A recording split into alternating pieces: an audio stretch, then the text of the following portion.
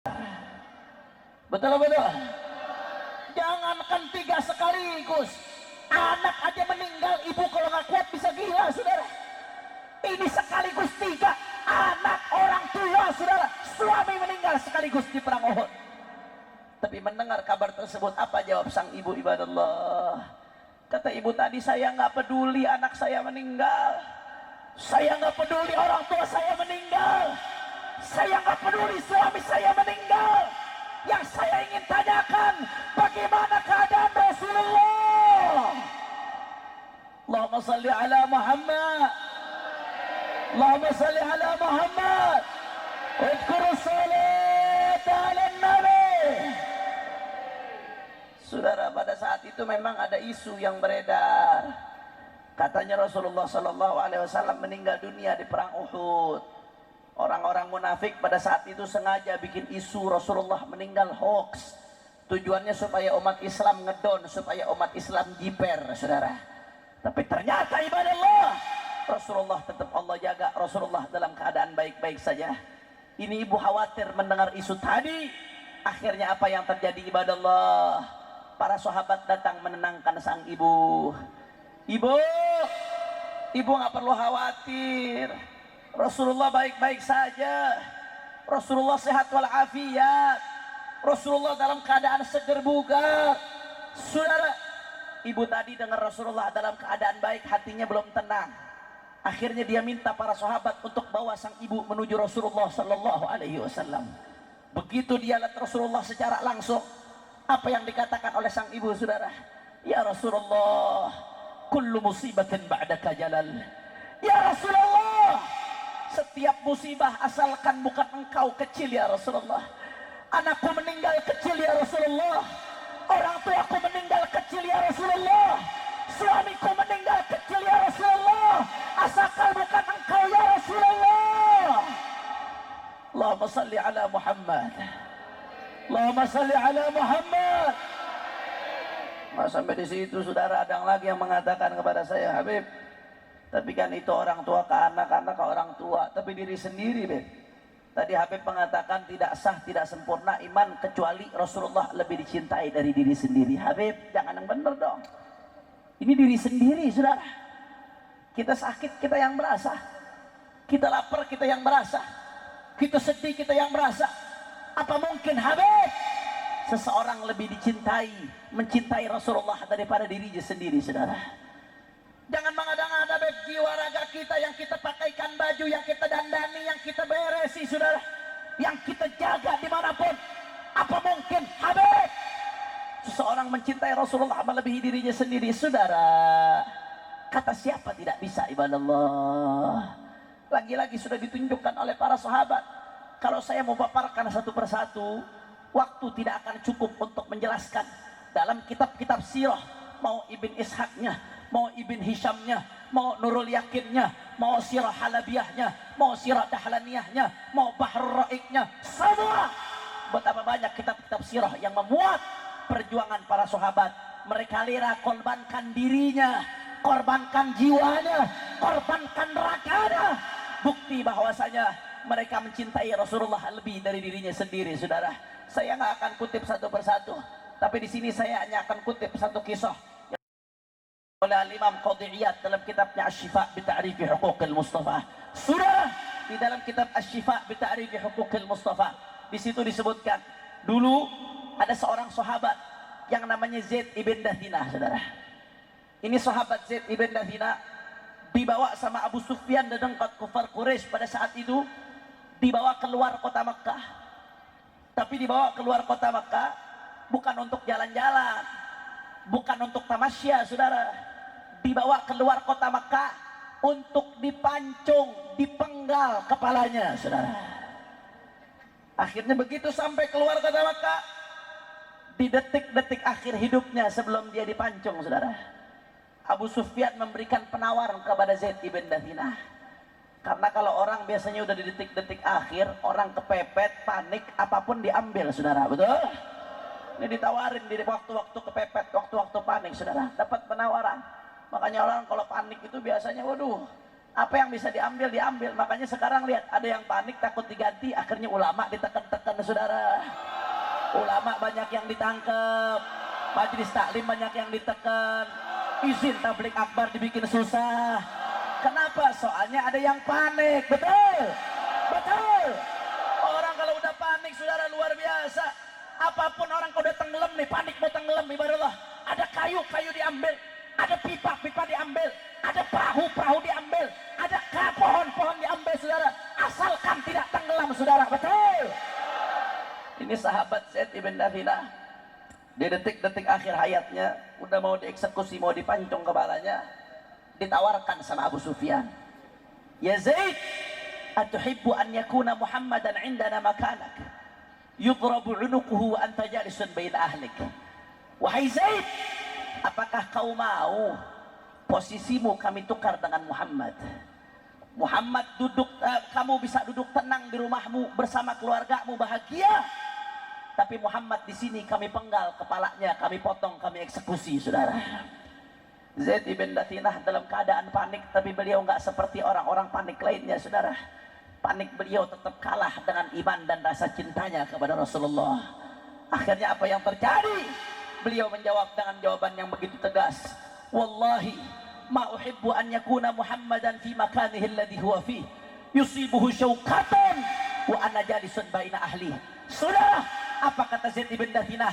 Demi Allah, jangankan Nabi Muhammad dipenggal kepalanya saudara, andai kata Nabi Muhammad di rumahnya tertusuk duri, demi Allah aku tidak rela, lebih baik aku mati daripada Nabi tertusuk duri saudara.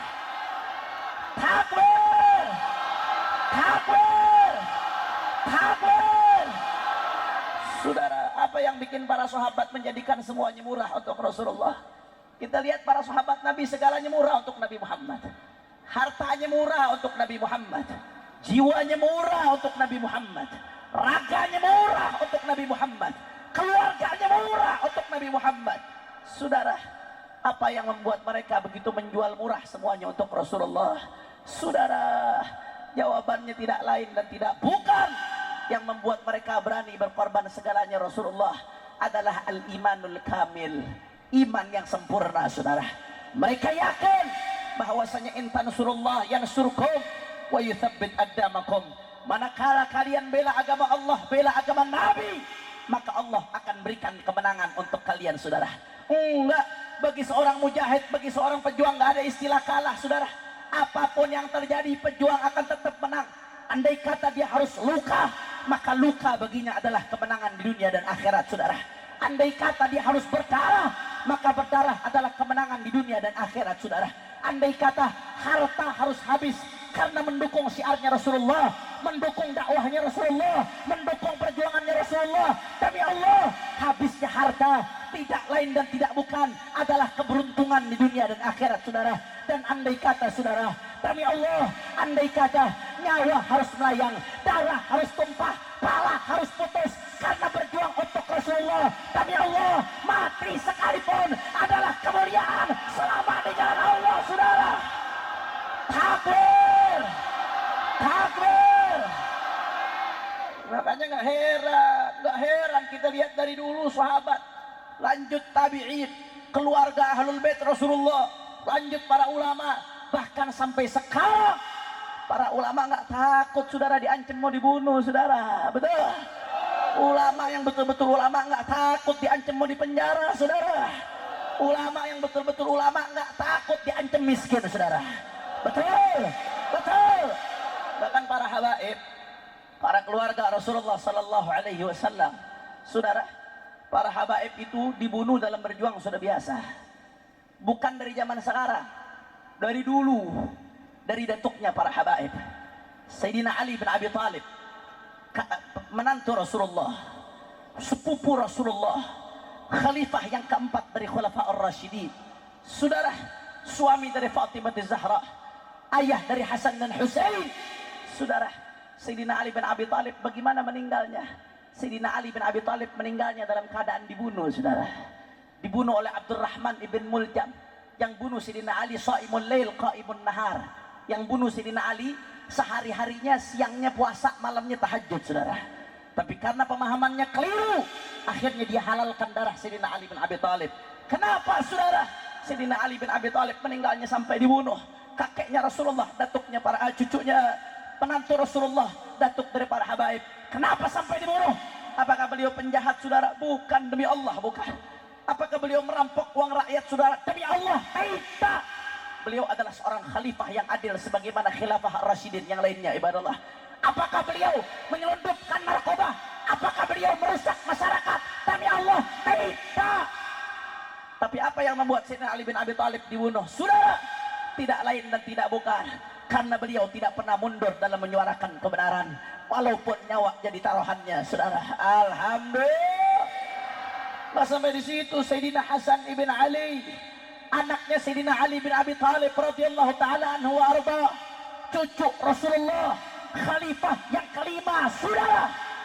Bagaimana meninggalnya Sayyidina Hasan yang begitu tampan, luar biasa, mewarisi ketampanan Rasulullah, saudara. Sayyidina Hasan ibn Ali bin Abi Thalib meninggalnya dalam keadaan diracun, saudara.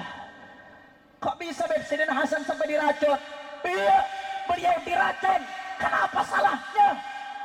Apakah gara-gara beliau merampok membuat kerusuhan di tengah masyarakat, saudara? Tidak. Beliau sampai turun dari jabatannya demi menyelamatkan umat agar tidak terjadi pertumpahan darah, saudara. Tapi kenapa beliau meninggal dalam keadaan diracun? Jawaban tidak lain dan tidak bukan, kesalahan beliau cuma satu, karena beliau tidak pernah mundur untuk menyuarakan kebenaran yang dibawa oleh datuknya Sayyidina Muhammad sallallahu alaihi wasallam. Begitu juga Sayyidina Husain, datuknya para habaib, saudara Sayyidina Hasan, putra Sayyidina Ali, yang dikatakan oleh Rasulullah, Al-Hasan wal Husain Sayyidah Syababi Ahlil Jannah. Hasan dan Husain adalah pemimpin para pemuda di surga, saudara. Mudah-mudahan pemuda Karawang nanti di surga di belakang barisan Sayyidina Hasan dan Husain. Amin ya Rabbal. Sayyidina Husain meninggalnya bagaimana, Pak Bu? Ini Hasan dan Husain yang dikatakan oleh Rasulullah, yang menyakiti mereka menyakiti aku, kata Rasulullah. Yang menyenangkan mereka maka akan menyenangkan aku. Yang digendong-gendong sama Rasulullah. Tapi bagaimana meninggalnya Sayyidina Husain? Meninggal Sayyidina Husain dalam keadaan dipenggal kepalanya, saudara. Dipotong kepalanya di tengah perang di padang Karbala. Kenapa sampai dipotong? Apakah beliau seorang bajingan, saudara? Tidak, demi Allah. Apakah beliau perampok uang rakyat? Apakah beliau perusak keonaran, saudara? Tidak. Tapi apa yang membuat beliau meninggal sampai dipenggal kepalanya? Jawabannya tidak lain dan tidak bukan, karena beliau tidak mau mundur untuk menyuarakan kebenaran agama datuknya, baginda Nabi besar Muhammad. Pada saat itu, saudara, beliau tidak mau mundur melawan kezaliman rezim Yazid yang disepakati oleh Ahlus Sunnah wal Jamaah seluruhnya, bahwasanya Yazid adalah rezim yang zalim, yang fasik, ibadallah. Saudara, enggak, beliau tidak mau mundur. Padahal sudah dikasih tahu, wahai Husain, kalau kau lanjutkan lawan kezaliman ini, kau akan dibunuh, kepalamu akan dipenggal, saudara. Tapi beliau nggak takut, beliau tetap maju, beliau lanjutkan perjuangan walaupun nyawa harus jadi taruhannya, saudara. Betul. Makanya ibadallah, sebagaimana dulu para habaib, para kiai, para ulama, sebagaimana dulu para sahabat dan para ahlul bait, mereka rela mengorbankan segalanya untuk Rasulullah. Maka pada malam hari ini kami, saudara, para ulama, para habaib, para kiai, para sesepuh, dan saya sebagai santri bersama santri-santri yang lainnya, saudara, saya ingin mengajak semua yang ada di sini sama-sama berikrar sebagaimana dulu mereka rela mati untuk perjuangkan agama Rasulullah. Begitu juga kita pada malam hari ini, pemuda-pemuda harapan bangsa, pemuda penerus daripada masa depan bangsa. Demi Allah, apapun yang terjadi, kami akan perjuangkan agama ini. Nggak peduli dicaci, dimaki, dihina, dipenjara, difitnah sekalipun. Kaki jadi kepala, kepala jadi kaki, mati bersifat darah, kami tidak akan mundur perjuangkan agama, saudara.